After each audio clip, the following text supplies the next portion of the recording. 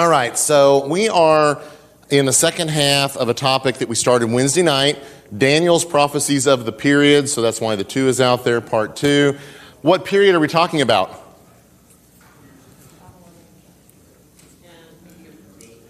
Okay, yes, but no. What's the overall period? What's the class about? Intertestamental period. Okay. We're all still asleep from the snow, right? Yeah, okay. Intertestamental period. So these are Daniel's prophecies of the period. And remember that for the purposes of my teaching this class, I expand the intertestamental period all the way from the Babylonian captivity, Stacy, there's my nod to your answer, from the Babylonian captivity, all the way to the Roman period. So we end up 500 BC-ish, all the way up to 100 AD-ish, okay, in the intertestamental period. That's expanded. I do that because I think it's important for us to see the whole scope of that. So in the book of Daniel, we have prophecies that concern this period. And we talked about some Wednesday night. One of the ones we talked about that everybody knows is found in what chapter of the book of Daniel? I mean, everybody knows this one. Daniel 2, where we have the statue, okay? So that's the first one we talked about. And then we talked about some of the prophecies that come out of the second half of the book that are much less known. The reason they're much less known is because everybody focuses on the stories of the first 6 chapters, and then you get to the second 6 chapters, and it's like, it's almost a total and complete shift. It's almost like you're reading Revelation, except you're not in Revelation, you're in the Old Testament of the book of Daniel, all right? And indeed that's true, because the second half of the book of Daniel is apocalyptic literature, which is what Revelation is in the New Testament. So we don't spend a lot of time in those chapters, but there are some prophecies in those chapters, a lot of prophecies in those chapters, that concern this period. And they're not treated very much because the first 6 chapters have all those great stories that we used to teach our kids, and we hardly ever do an in-depth study otherwise of the book. So what we're going to do this morning is we are going to look at some of the other prophecies of the period, remembering what I said Wednesday night, and that is that we can't go into a whole lot of depth on this because this is not a class on Daniel. Well, we are all asleep this morning, aren't we? Usually I can get a little bit more response. It's not a study of Daniel, and so we really can't go into all that depth. I will tell you, though, you have the papers, and that's really important because we've missed 2 classes in this quarter already. Once because I was sick, and once because it was the holiday, and there weren't going to be very many people here, and so we had a singing instead. So I can't fall behind again. And if we go through all of this in detail, we'll lose yet another class. So you have the papers, and I'm going to ask you to read and study those papers whatever we don't finish in class, okay, which will be a sizable amount of that. So you have the papers that you can use for that. All right, so Daniel's prophecies, again, several prophecies mostly found in Daniel 7 through 12. Detailed discussion simply is not possible in this class, so we are going to have a limited and quick overview. All right, so I'm skipping right over that typo there, Shelley, so that no one even notices that. Shelley caught me immediately with a typo on the very first point of the very first slide, found. And I told her I was just emphasizing that word found, repeating that twice. No, it's just a typo. Okay, so if you want more detailed information on these prophecies, I'm going to give you 4. And again, you have these in your papers so you can look at them. But one is a workbook on Daniel written by Robert Harkrider. I love Robert Harkrider's workbooks. They are adult level workbooks, and they are really adult level workbooks, okay? He has a workbook on Daniel. I would suggest consulting that. There's also a book by a fellow whose name is Jim McGuigan. He wrote a commentary. It's a very short commentary. It's a paperback commentary on the book of Daniel. A lot of what I'm going to have in these notes in the second half of the class are pretty much taken with very little modification from his material. So there is my nod to Mr. McQuiggan and the work that he did, so that you understand that if you get that book and you're looking at it and saying, that looks a lot like Stephen's material, there's a reason for that, okay? I stole it from him and only modified it where I felt I wanted to modify it. Okay, another book that you can consult is a commentary on Daniel by Homer Haley. That's another book that's a good commentary on the book of Daniel. He goes into depth on these on these prophecies as well. That was out of print, but I think it is back in print today. And so if you were looking for one of those, you can probably get that without too much difficulty. And then finally, the last one is the Truth Commentary on Daniel by Dan King. That's a hardback. I think they're even available electronically now. So if you're into electronic books, you don't even have to order a printed book. You can get it as an electronic book. And I guess they email it to you when you do that, or you download it. He's got a good commentary on the book of Daniel, so you can consult that as well for more information, more in-depth information over what we're going over this morning. All right, so let's continue on. Let's look at Daniel chapter 9. If you go ahead and take your Bibles and go there, we're going to read a lot of this chapter, and so it will help you to be in that chapter. All right, so Daniel chapter 9. I need to pull my notes up to get on the same page. Daniel chapter 9, let's read verses 1 through 3. Okay? In the first year of Darius, the son of Ahasuerus, by descent a Mede, who was made king over the realm of the Chaldeans. In the first year of his reign, I, Daniel, perceived in the books the number of years that according to the word of the Lord to Jeremiah the prophet must pass before the end of the desolations of Jerusalem, namely 70 years. Then I turned my face to the Lord God, seeking him by prayer and pleased for mercy with fasting and sackcloth and ashes. Following that verse then is the prayer that Daniel makes. But let's go ahead and talk about the prophecy by way of introduction. It does take place. We do get a date here. This is the first year of Darius the Mede. That would be 538 BC. Okay? It is at the very end of what? It's at the very end of the captivity. Okay? Jeremiah prophesies a 70-year captivity. That 70-year captivity starts in what year? 605 BC, and when you count forward, when is that captivity going to end? What year does it end? It's 536, okay? This is 538, which means that Daniel is perceiving that we are at the end of that period, okay? It's 70 years inclusive. When you count them, that's what you get. It's 536, okay? So 538 is the year stamp, if you will, the date stamp that we get here on the prophecy. Darius the Mede is kind of an interesting individual, and again, we can't go into depth on this morning, but it's maybe, I would probably say it's probably another name for Cyrus the Great. Okay, we think about Cyrus. We talked about him in the history portion of this class. Or Darius the Mede may have been some kind of a sub-regent that Cyrus was using to rule over Babylonia.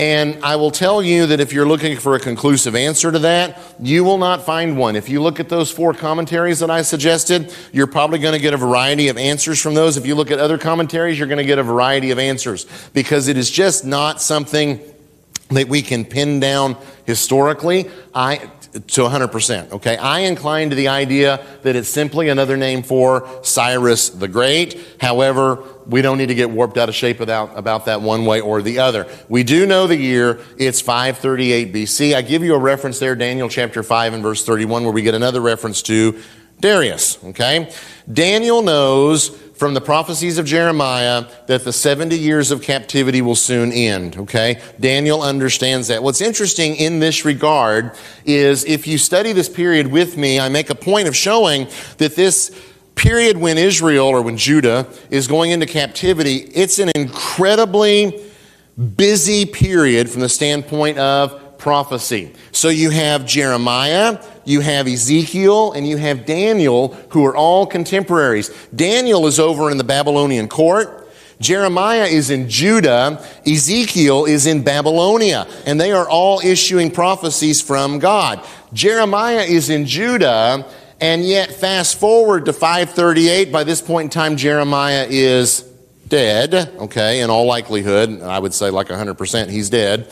By 538, Daniel is aware of Jeremiah's prophecy, okay? And he bases his statement here and the prayer that he's going to pray on what Jeremiah had prophesied. And so you get these prophets that are working, had been working during this period, and they are aware of each other, and they are aware of what's being prophesied by God, okay? So he's aware of Jeremiah's prophecies that we're at the end, okay? We've been in captivity now for almost 70 years, so it's about to be over. That sets the stage then for what we find in Daniel chapter 9. So Daniel approaches God in prayer, confessing the collective sin of the nation of Israel. That's verses 4 through 19. If I was doing a class this morning on the book of Daniel, we would look at that prayer in depth. It's an incredible prayer. I would love to invite, if we could get Daniel back,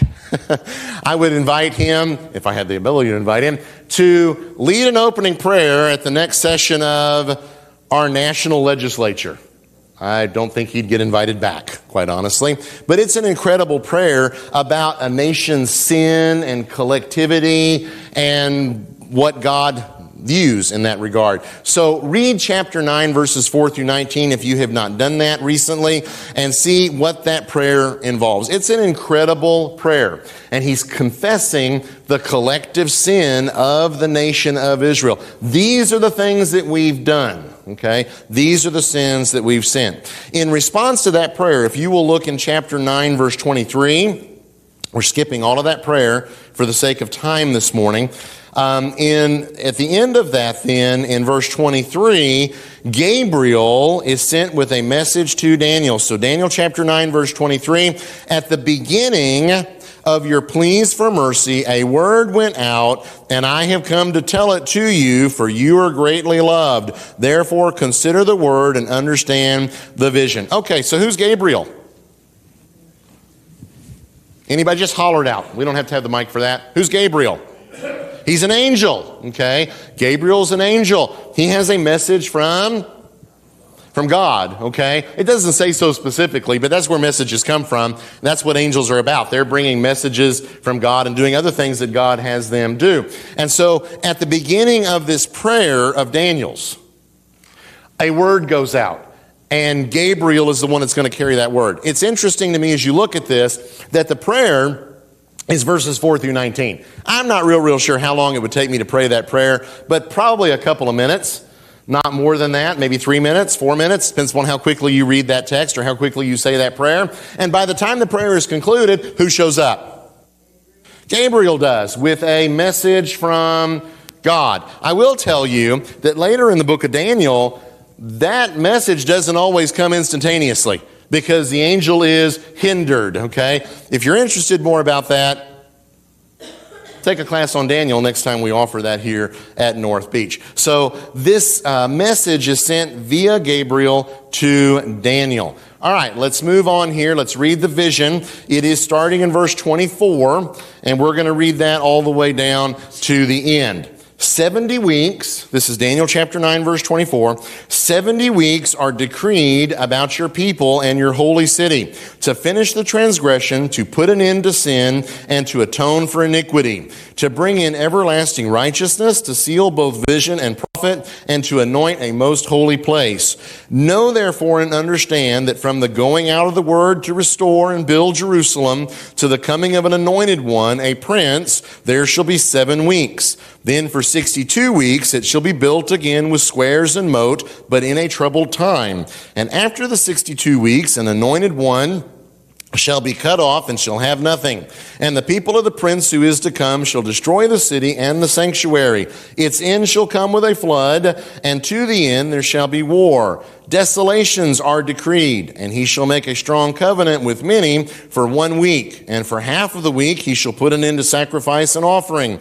And on the wing of abomination shall come one who makes desolate until the decreed end is poured out on the desolator. All right, so now you know why Daniel chapter 9 is not frequently discussed in children's classes, right? Because right now, raise your hand if you are puzzled as to what this prophecy is about. Don't be shy. Raise your hand, okay? All right. Many of you are, not all of you are. Okay, I'll grant that. Maybe if I said in depth, how many of you know what this prophecy is about? This is a hard prophecy, okay? The 70 weeks prophecy is a hard prophecy. It is a prophecy that is misused by a lot of folks in the religious world, okay? Among them would be our friends who are Seventh-day Adventists.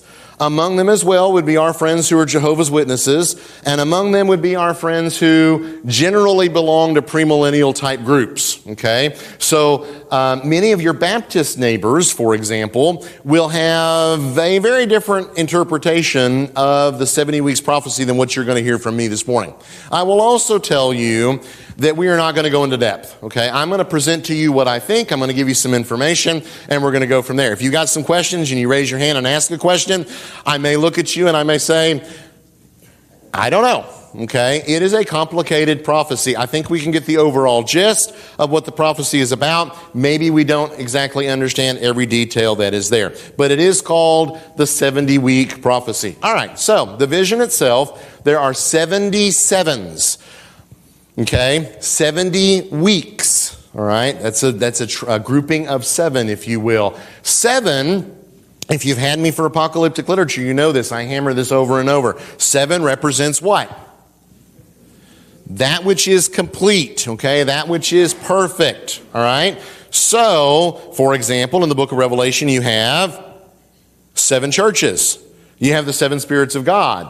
You have the 7 bowls. Okay, 7 over and over and over. And by the way, 7 show up in Revelation even sometimes where they're not specifically said to be 7. So you have praise and honor and glory being offered to the one who sits on the throne. And if you count those that are listed there, sometimes you get how many? 7, not 5, not 6, not 8, but 7. So 7 is a number that is just through and through the book of Revelation. It's a significant number in apocalyptic literature. Why does 7 have that meaning? Where's the very first 7 we read about in the Bible? Creation, okay? God creates in 6 days, and then he rests on the 7th. Did God need to rest? No. God rests as an example to us of the need of rest. God rests because later the Jews are going to be commanded to rest. But that 7th day also forms the completion. And then from that point forward, 7 is a significant number in God's Word. And it will be highly significant in apocalyptic literature. And Daniel chapter 9 is apocalyptic literature. It is early apocalyptic, okay? It's not like Revelation. It's full-blown. It's like Ezekiel. It's early apocalyptic, but it is apocalyptic nonetheless. All right, as you look at this, 7 represents complete. We have 70 weeks, okay? By the way, there's another number with that 7 to get 70. What's that number? 10. What does 10 usually signify in apocalyptic literature? That which is complete, okay? When we're born with how many fingers and toes? 10 and 10, right? If you're missing a toe or a finger, that's usually a little bit of a cause for concern. Remember in The Princess Bride?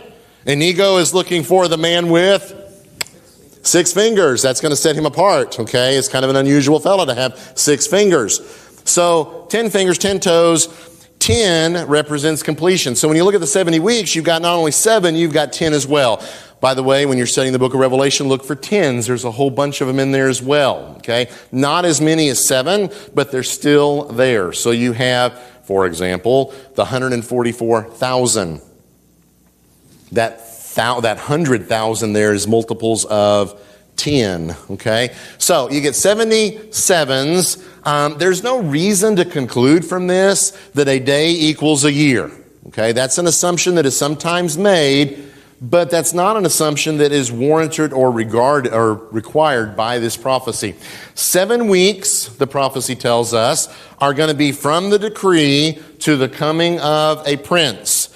And then there will be 62 weeks for the city to exist, but it's going to exist in troubled times. After this, let me pull up my next point, sorry. After this, the Messiah, the ESV says, an anointed one, the Hebrew word there is Messiah, will be cut off. All right? So, that's bare bones what's happening in the prophecy. 7 weeks from the decree, there's going to be a prince that comes. 62 weeks for the city existing, but it's going to be in difficult times. Okay? And then after that, the Messiah is going to be cut off. So this prophecy, without going any farther here and looking at it, this prophecy involves who? It involves Christ, okay? It is getting to the Messiah that we all think about when we hear Messiah or the Anointed One, okay? Understanding that that term Anointed One can have a lot of different references. So, for example, Isaiah says, well, God says through Isaiah that Cyrus is his what? His Anointed One, okay? But at this point in time, where's Cyrus? Well, at this point in time in Daniel, he's been born. He hadn't shown up on the scene yet, okay? Probably even born. Boy, something like that, Charlotte, okay? He's still future for Daniel at this point in time. But what does Cyrus have to do with what's going on in the city and being cut off? We have the hindsight of history, don't we? We look back. Does anything in Cyrus's life and work resemble what this prophecy talks about? It does not. But what does? Who's cut off in Jerusalem? See, this is why I don't want Aaron to have the mic, because he's got this puzzled look on his face. So he's about to ask a really hard question. Hang on just a second. I'll let you. You've got the mic. I can't stop you, right? I could send Brian over there to tackle you and grab the mic away. Who's an anointed one that is closely associated with the city of Jerusalem and is going to be cut off? Jesus, okay, the one that we usually think of as Messiah. Okay, Aaron, go ahead. You're puzzled. Now you've formulated your thoughts. You're ready to ask. You had just said earlier in chapter 9 that you thought this was talking about Cyrus, when the date stamp. So I'm confused why you say now Cyrus isn't even on the scene. Oh, I'm sorry. Yes, I'm confused, okay? I can be confused. I'm allowed to be confused, right? Yes, Cyrus is on the throne, all right? Okay. So I don't think, though, that this is the Cyrus that's being talked about, because he's on the throne now. And again, nothing resembles what he does with what's in the prophecy. Does that make sense? So Charlotte, to answer your question, yes, when Isaiah is prophesying, Cyrus hasn't been born yet. When Daniel's prophesying, Cyrus is on the throne. Okay, that was not difficult to clear up, right? Okay, was that it? Something else? Nothing yet? Not right now. Oh, it'll come, right? Okay, so you get this vision. I will tell you that I don't know anybody who looks at the 70 weeks prophecy, whether they're members of the Lord's church, whether they're Adventists, Jehovah's Witnesses, or premillennialists, who don't see Jesus as the anointed one. Okay? Jesus is the anointed one here in the text, and that's pretty much across the board. Everybody who studies this prophecy comes to that conclusion that that's who it's talking about. All right? So let's pull up the next slide just to wrap that up a little bit. So the city and the sanctuary are going to be destroyed again. At this point in time, when Daniel is issuing this, when this prophecy is issued to Daniel, and Cyrus is on the throne, is the city already destroyed? It is. Well, it's being rebuilt, okay? It's in that process. It's not being rebuilt yet. It's going to be rebuilt in the near future, okay? Because Cyrus sends the Jews back. Eventually, they're going to rebuild. It's going to get completed under who? Come on, Aaron. The walls, Nehemiah, okay? Much later than this, okay? But the prophecy talks about the city and the sanctuary being destroyed again. In 538, when this prophecy is being given, is a temple standing in Jerusalem? No. So a temple is going to be rebuilt. We read about that in Ezra and Nehemiah, okay? And then that's going to be destroyed again, okay? And a lot of other stuff that goes in there, because the temple is rebuilt in the intertestamental period. Who enlarges the temple, makes it really grand? Herod will, okay? So it starts out kind of small, pale comparison to Solomon, but Herod is going to make it bigger than what Solomon had built, all right? But the prophecy here says the sanctuary is going to be destroyed again, okay? And at this point in time, it hasn't even been rebuilt yet.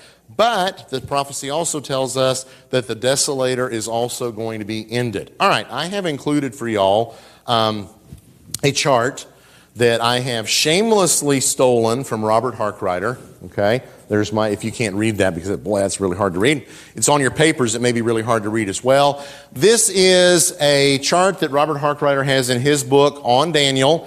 He borrowed it, might point out, borrowed it and modified it from a fellow whose name is Glenn Arbert. I have no idea who Glenn Arbert is, but Harkrider liked this chart enough to take it and adapt it. See Harkrider's material for more detail and scripture references.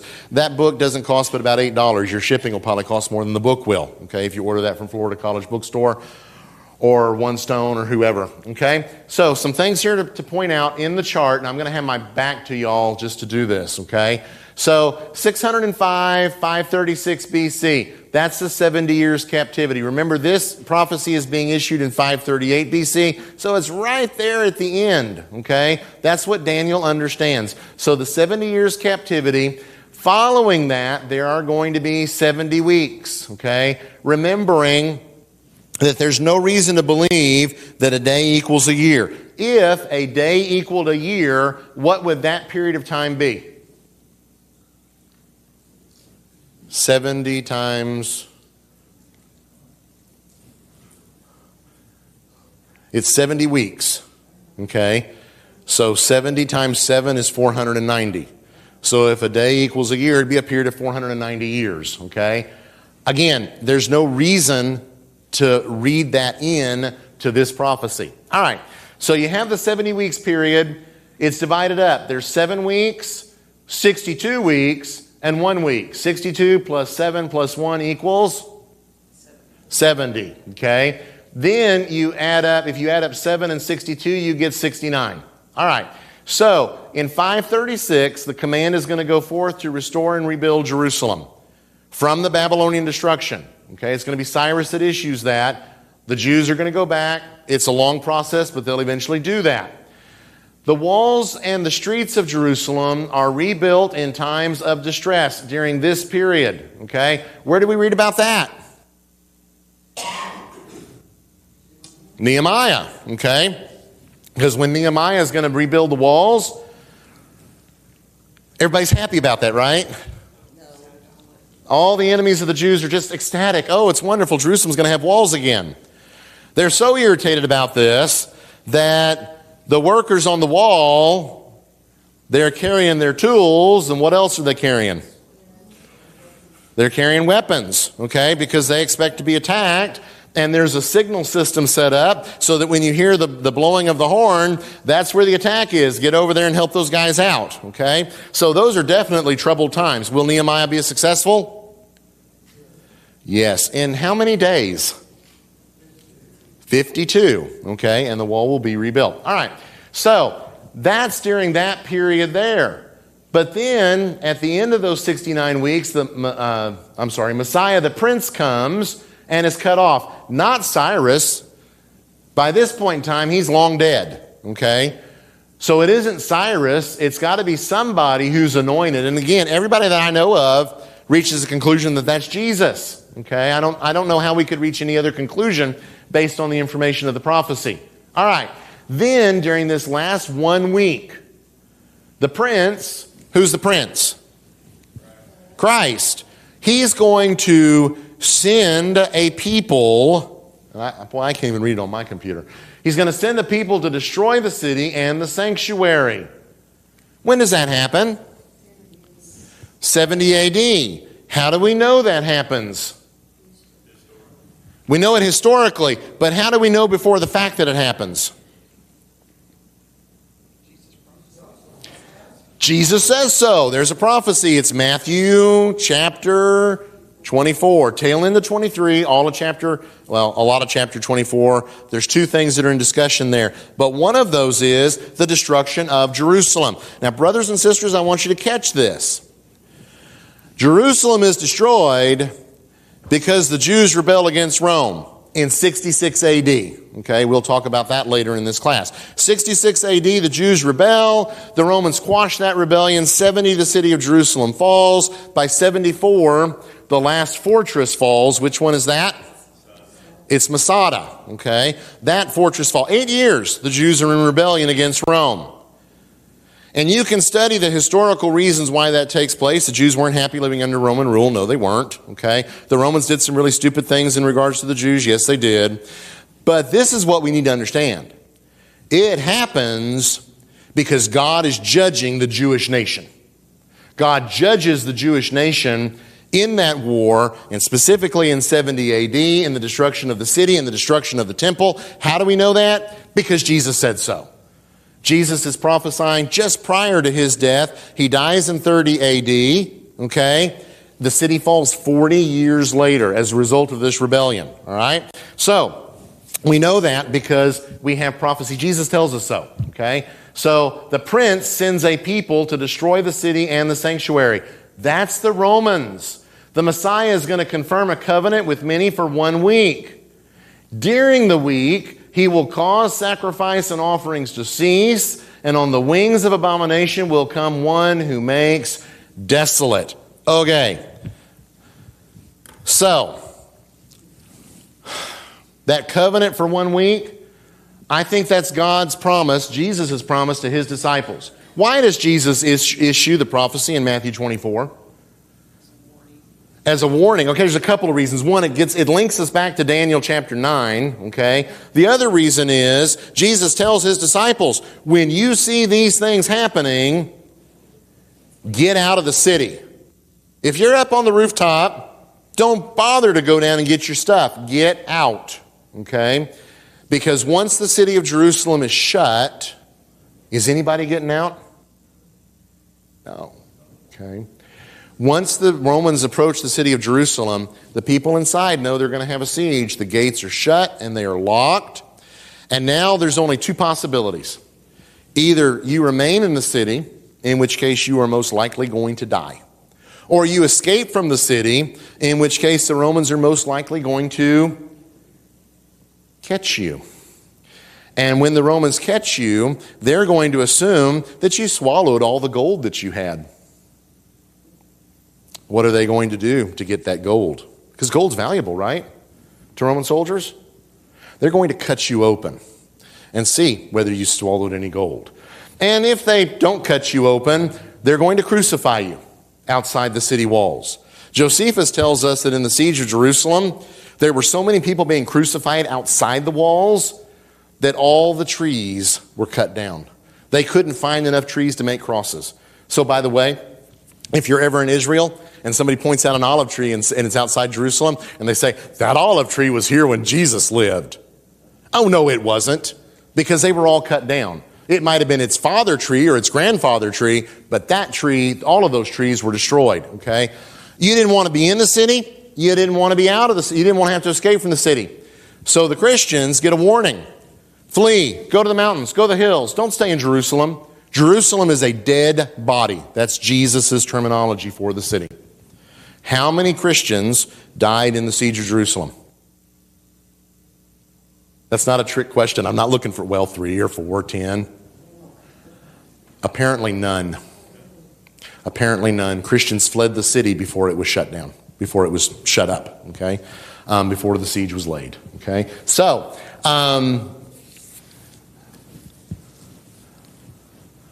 sacrifices and offerings are going to cease, and then the temple is going to be destroyed. All right, so today you go to Jerusalem.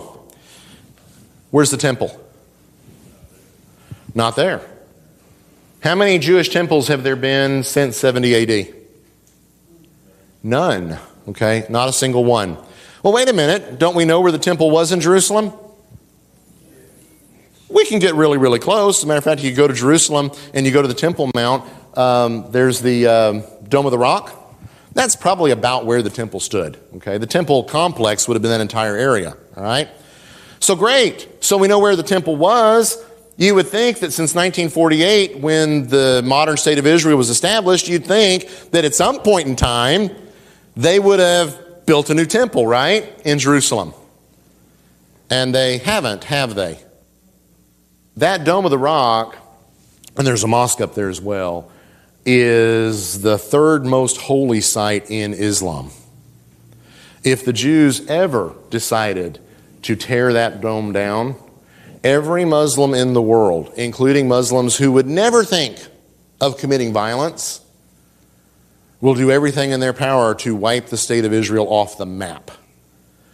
And by the way, the people running Israel are not the Orthodox Jews that might be interested in doing that. They're secular Jews. A lot of people running the state of Israel today don't even believe in God. And they know there's not going to be a temple. because they're not going to build one. In fact, sometimes they have a hard time keeping those Orthodox Jews from causing trouble in Jerusalem because of that. And even if you could build a temple, who's going to serve as a priest? Who's going to be high priest? No one.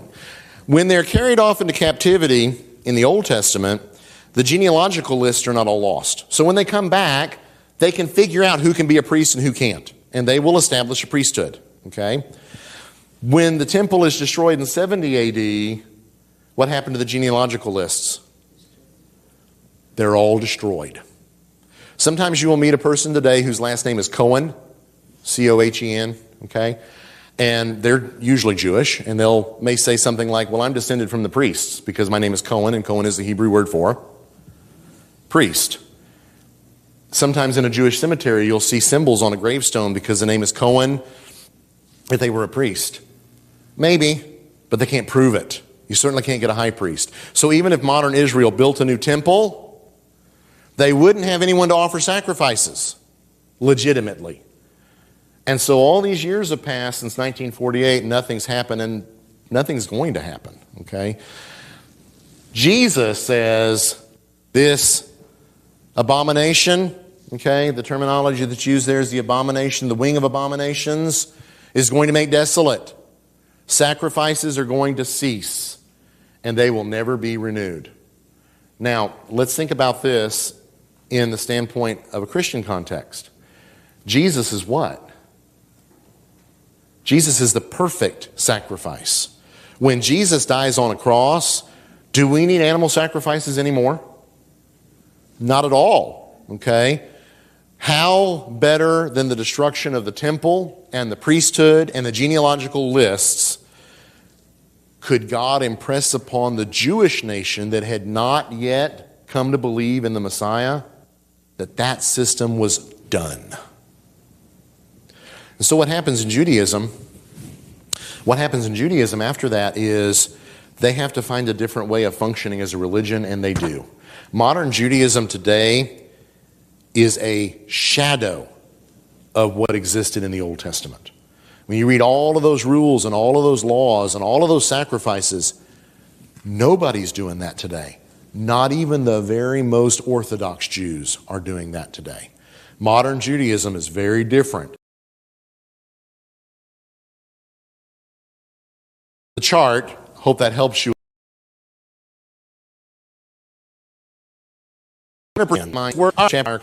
Spirit, by the servant's eyes are open, and what's all around in the hills around the city? Chariots of fire, angels, okay? And Elisha's comment is, we've got a bigger army than the Syrians do. Just look. That's a glimpse into the spiritual realm that's going on behind the scenes. We get a glimpse of that in these chapters as well, because we have an angel sent by God, but he's hindered in getting to Daniel very quickly. Okay, so read that. Daniel chapter 10 is great. Definitely read that chapter and get an idea. Brothers and sisters, I will tell you, we see this side of the warfare. If you study Revelation with me, you know that a huge part of Revelation is see what's going on behind the scenes. How many of y'all know the movie The Wizard of Oz? Not Wicked, okay? The Wizard of Oz, the original. You know, Judy Garland, Red Slippers, all of that. Raise your hand if you know this movie. Okay, good. I'm glad. Sometimes I fall flat with my movie references here. Remember, you've got the great, terrible Wizard of Oz who's just got everybody scared, right? Dorothy's scared, the Scarecrow's scared, the Lion's scared, everybody's scared. Until that little dog runs up, grabs the curtain, and pulls it back. And who's behind the curtain? This little short wizard guy, old man, just looks like a grandpa, okay? And that's what everybody's afraid of. That's what the book of Revelation does. It pulls back the curtain so that you can see what's really happening. Because in the book of Revelation, Christians are dying at the hands of Roman soldiers. But that isn't what's really going on. What's really going on is Satan is waging war against God's people. But God has a whole lot of soldiers in his army. Okay, there was a guy in the Middle Ages that when he was going to do something and the Pope said, don't do that, his response to that was, well, how many armies does the Pope have? Okay, Well, at that time, the Pope didn't have, I guess, any armies in comparison to this guy's, but that's the point. Sometimes we look at this, the Romans were looking at these Christians, and they don't see God behind the picture. We need to see God behind the picture because we're still involved in spiritual warfare. Satan is still out to destroy us. That has not changed. That Christians are not being actively persecuted here in the United States today is a blessing from God. But we can ask our brothers and sisters in China and Vietnam and other places in the world what it's like to live under a government that does oppress and sometimes persecute. Okay? That's what's going on behind the scenes. Revelation opens that up. Daniel chapter 10 opens that up as well. Okay, so just read that. Daniel chapter 11 then is a discussion of coming events that will concern the Jewish people from the time of Persia to the time when Palestine will fall under Roman control. What follows then is going to focus on chapter 11, and that's what these slides look like. I am glad I am not trying to read that in class because that would be really, really hard. I need to make those fonts huge now. My eyes are a little older than they used to be. So, what I'm going to suggest to you, because we're going to run out of time, our first bell is going to ring in a minute, and we couldn't go through this anyways. You've got these charts, okay? We've studied the history. That's why that history was so important and why we covered it to the point of making our heads hurt. You've got the Bible text in one column. Over here in red, then you have an explanation of what's going on in that verse. I will tell you that Daniel chapter 11 is so incredibly specific that modern liberal scholars say Daniel chapter 11 specifically had to be written in the 2nd century BC. Couldn't have been written in the 4th or 5th century, couldn't have been written during the time of Cyrus, couldn't have been written when Daniel says it was written, had to be written later, because how could Daniel have prophesied all of those events so specifically? How do we answer these modern liberal scholars? God. One word does the trick, okay? Modern liberal scholars take God out of the picture. They take inspiration out of the picture. But when you put inspiration in God in the picture, exactly where He belongs, this kind of stuff shouldn't surprise us. Because God not only knows what the future holds, God is arranging the future. So remember, way back in Daniel chapter 2, we talked about Wednesday night, one little verse we read was that God sets up kings. God takes down kings. God is active in the world. Now, that's happening in Daniel. It's happening in the entire intertestamental period. How do we know that? Because God says so, right here in Daniel chapter 11. God is actively preparing things. Remember in the New Testament, when the fullness of time had come, God sent forth His Son. Make no mistake, the hand of God, even absent direct revelation, is completely and totally active in the events of the intertestamental period. Alexander the Great does not conquer the world because he's some extraordinary special guy. He's some kind of extraordinary special guy, because God raises him up, because he's going to accomplish God's purpose in getting God's people to where they're going to be later when Jesus comes. So the New Testament is written in what language? In Greek. There's some Aramaic snippets where we have a direct quote from Jesus, okay? That's in Aramaic, but the New Testament is in Greek. Why? Because of Alexander. What if the New Testament had been written in Hebrew?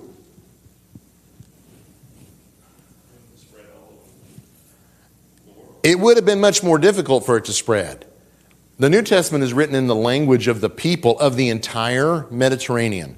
Yes, in the West, Latin is more official. But everybody speaks Greek. Everybody out there in the Western Mediterranean can understand Greek, okay? And so it's written in a language everybody can understand. That is an incredible blessing, the fullness of time, okay? God is preparing all of these things so that when in the days of Herod, God appears to a young virgin girl in the city of Nazareth, everything is ready, okay? Matthew chapter 24 tells us God is still active at that time in the affairs of men. Revelation tells us God is active in the affairs of what's going on between Rome and the Christians. I have no problem making the jump, even in the absence of direct revelation, of saying that God is still active in the affairs of men today. And if you don't believe that to be so, why do you pray? We pray all the time that God will do this and God will do that, don't we?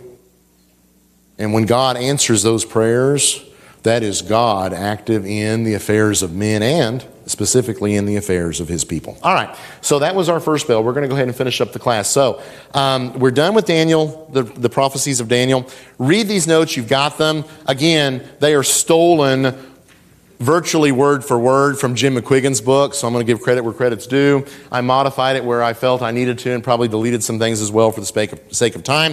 If you want to read it in its entirety, buy Jim McQuiggan's book, okay? And then you will have it all with all the explanations and all of that go along with it. All right, any questions or comments before we wrap up? All right, thank you all for being here. We got some visitors here this morning. Thank you for visiting with us this morning. We'll continue on Wednesday night.